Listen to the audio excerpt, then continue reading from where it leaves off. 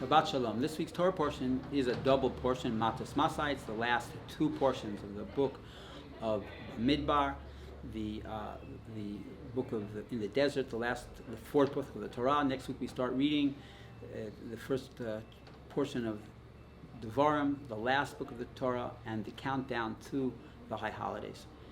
The last portion, Massei, begins with describing the 42 journeys, or listing the 42 journeys of Jewish people in the desert. And the question is, why do we need to read them again? We've already been through them in the rest of the book of Bamidbar. And the answer is that Rashi explains very beautifully. You might think that 40 years, 42 journeys, schlepsik, take down the camp. You got a few months to get organized, pick up the camp, and travel. It wasn't like that at all. The first 14 journeys were in the first year. The last 8 journeys were in the last year. Actually, 38 years, there were only 20 journeys, and even in those 20 journeys, sometimes they were in a place for 5 years, 10 years, 20 years even. Most of the time is spent studying Torah, and that's the first message for us, right?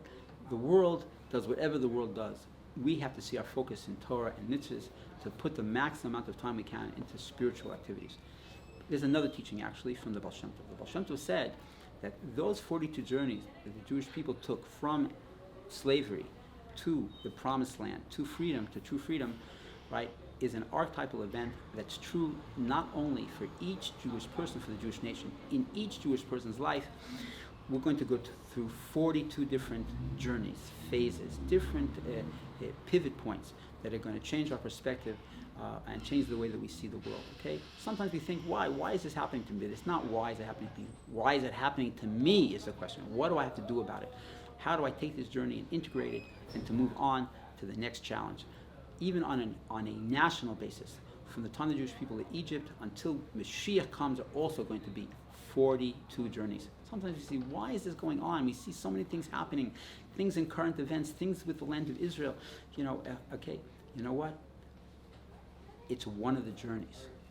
And we have to know that God gave us the ability to overcome all the obstacles, and we will get, please God, to the promised land. Shabbat Shalom.